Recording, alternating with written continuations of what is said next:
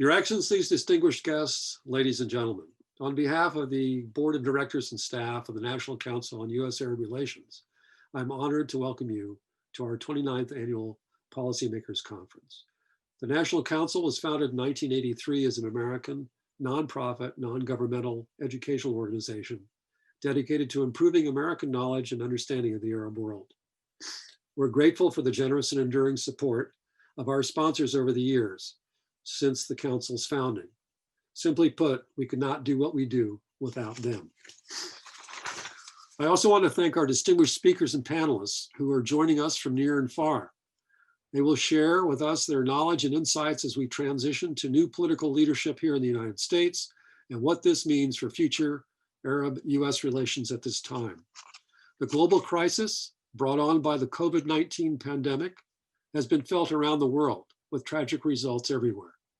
However, the recent news that new vaccines have been developed and with high efficacy rates brings renewed hope that we will soon be able to put this pandemic behind us. Over the next 3 days, we will hear from a distinguished group of panelists on the challenges and policy priorities facing President-elect Biden and his new administration for the Middle East. But before proceeding further, I want to thank the board and our incredibly talented staff. They have worked tirelessly under difficult circumstances over the past 9 months to ensure that the important work of the Council has progressed without skipping a beat. At this time, I'm honored to turn over to my dear friend, Dr. John Duke Anthony, founding president and CEO of the National Council since 1983. As many of you know, Dr. Anthony needs no introduction. If I were to summarize his accomplishments and honors, I would be talking for the next hour and a half. So I will simply refer you to his distinguished bio on our website. Suffice it to say, his knowledge of the Arab world is not only broad and deep, but also unparalleled and greatly respected. He is a national treasure. He has dedicated his life to promoting dialogue and understanding, and for this, we are forever grateful. Please join me in welcoming Dr. John Duke Anthony.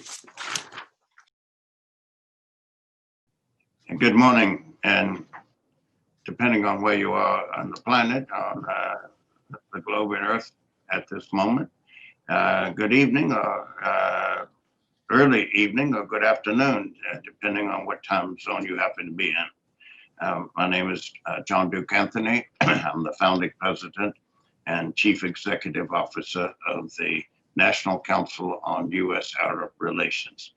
Founded in 1983 as a nonprofit, non-governmental institution in Washington, D.C. We have a range of programs, projects, events, activities, all of which focus on trying to strengthen and expand and protect the positive aspects of the Arab-U.S. relationship. People confuse the Arab region with the Islamic world or with the Middle East. It's important to realize that they're not exactly one and the same or interchangeable pieces on a moving machine. There is the Arab region, 22 distinctly sovereign, independent, and territorially intact countries, 28 Middle Eastern countries, so 6 more, and 57 members of the Organization of Islamic Cooperation, the world's single largest and highest political body, grouping together the just under 2 billion Muslims, one of the 3 monotheistic faiths of the children of Abraham, and the fastest growing of the 3.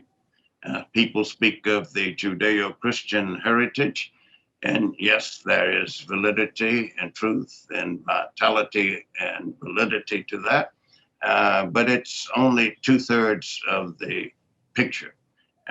We, in the West at least, are the children of the Judeo-Christian Islamic culture and civilization. And so these do overlap and interlock with one another. This is our 29th year of having this kind of an opportunity for what I like to refer to as a cerebral massage. And what we will have in the speakers and the topics and the fora and the sessions and the moderators and the commentators and the keynote addresses will be something quite remarkable to behold. We've been averaging just under 1,000 registrants for the last decade. We know of no other organization or conference in the world that focuses exclusively on the Arab-United States relationship that draws annually this many individuals, both government and non-government, media, corporate, students, academics in terms of faculty advisors, geostrategic personalities, armed forces personnel, and a diverse range of foreign affairs practitioners from the intelligence communities, intellectual, as well as trade, investment, technology, cooperation. We have, as a host for more than a decade now, the Ronald Reagan Building and the International Trade Center. The vice president of it is Mr. Andrew Gelfuso, who's been a working partner for the National Council in reaching out within the belly of the beast, so to speak, and the nation's capital of the planet's most powerful and economically, materially richest country in history. Mr. Gelfuso, as you will shortly see, is a dashing personality. He would blush if you had him hear you say that he has been referred to as charismatic, on top of being a film-like with regard to the cinematography buffs and the listening and viewing audience as such. And ponder the following, that his institution is a bridge, a one-stop shopping entity that links the United States with some 90 other countries with specific programs where people can pursue in a one-stop shopping, trade, investment, commercial relationships, and business opportunities across the board. And you will not find another American or Westerner in North America as a whole who has studied Vietnamese and obtained a certificate in Vietnamese from the National Vietnamese University. So this is a very distinct individual who administers the single largest federal piece of property in the nation's capital. Some people say, oh no, it must be the Pentagon. No, much of the Pentagon, of course, is in Virginia. Here we're talking about right in the center of the nation's capital. Mr. Andrew Gelfuso, thank you, sir.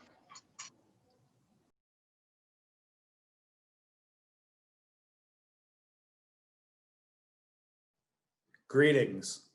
Good morning to all of the online viewers, esteemed guests, friends, members of our diplomatic community here in Washington, D.C., and viewers throughout the nation and the world.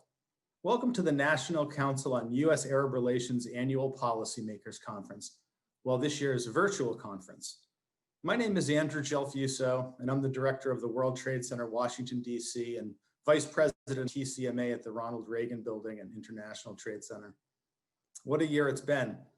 Like many of you, I wish we could convene today's program in person. We usually have the pleasure of hosting this great program in our atrium hall of the Reagan Building, but we all continue to socially distance and follow recommended safety guidelines, and I'm absolutely honored to be joining you today online. I'd like to start off by acknowledging the great work of the National Council on U.S. Arab Relations, Mr. Pratt's vision as the chair of the organization, the incomparable Dr. John Duke Anthony's leadership, and my good friend Pat Mancino's steadfast efforts, and just the good work of their overall wonderful team. When COVID hit us in mid-March, we pivoted at the Reagan Building and the World Trade Center to offer virtual programming, and we continued our strong ties with the Council. We've collaborated on several unique online webinars that are available on our website for your viewing. The World Trade Center, Washington, D.C. is the trade programming arm of the Ronald Reagan Building and International Trade Center. And for over 20 years, TCMA has proudly served as the exclusive manager of the Ronald Reagan Building and International Trade Center in a partnership with the U.S. General Services Administration. The center is the official trade center of the United States, with connected to 330 World Trade Centers in 90 countries around the world, which some of you may be familiar with. Our mission is based on a congressional mandate to promote trade, diplomacy, cross-cultural exchange, and I'm pleased to once again be here with our longtime partner, the National Council on U.S.-Arab Relations, as we hear from leading global experts on U.S.-Arab policies and implications for the U.S.-Arab relationship. Thank you so much for your time today. I hope you enjoy the program as much as I'm going to enjoy watching this program. I look forward to staying in touch and seeing you all in the near future. Thank you, Andrew. It's great to be with you again for yet another smashing conference with a bevy of stars and internationally renowned specialists in their field. To kick off the first session,